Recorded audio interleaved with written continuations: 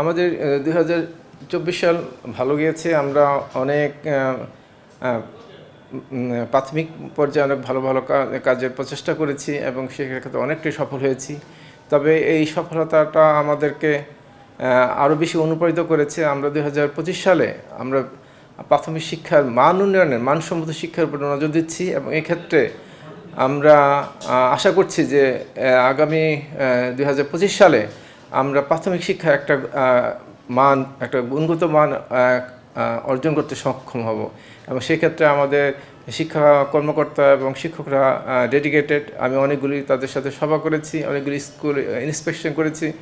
তারা সবাই আশাবাদী এবং তারা আমাদের প্রতিশ্রুতি দিয়েছে যে তারা ভালোভাবে কাজ করবে এবং শিক্ষার মান গুণগত উন্নয়নের জন্য তারা নিরলস পরিশ্রম করবে এবং আমাদের মনিটরিং কার্যক্রম আরও অনেক বেশি জোরদার হয়েছে। যেখানে আগে মনিটরিংয়ের মাত্রা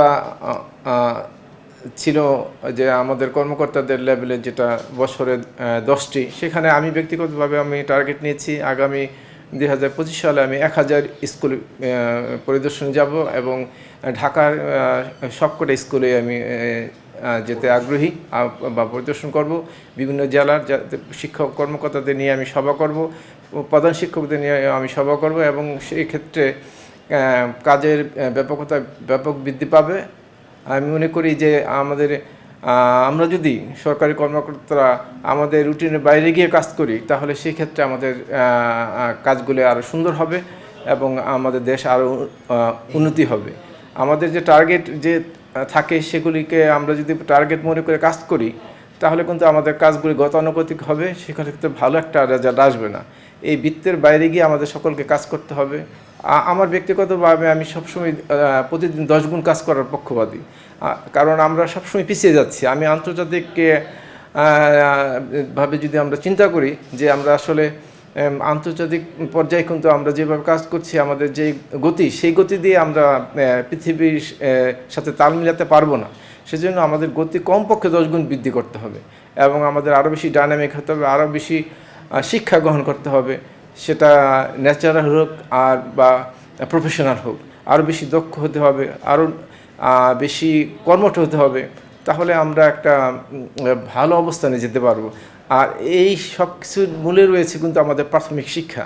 এই প্রাথমিক শিক্ষাটা যদি আমরা ভালোভাবে আমাদের বাচ্চাদের ভালোভাবে পড়ালেখা শেখাতে পারি, সেক্ষেত্রে কিন্তু একটা বড় ধরনের অ্যাচিভমেন্ট আসবে এবং একটা নতুন একটা ডায়নামিক এবং কি বলা যায় যে গ্লোবাল সিটিজেন হিসাবে আমাদের ছাত্রছাত্রীরা গড়ে ওঠার সুযোগ পাবে। আর সেটি আমরা প্রচেষ্টা করছি। আমাদের বাচ্চারা আরও বেশি মানবিক হবে, আরও বেশি নৈতিকতা অর্জন করবে এবং সেগুলি দেশপ্রেমের ক্ষেত্রে তারা প্রতিফলিত করবে, সেটা আমরা আশা করি।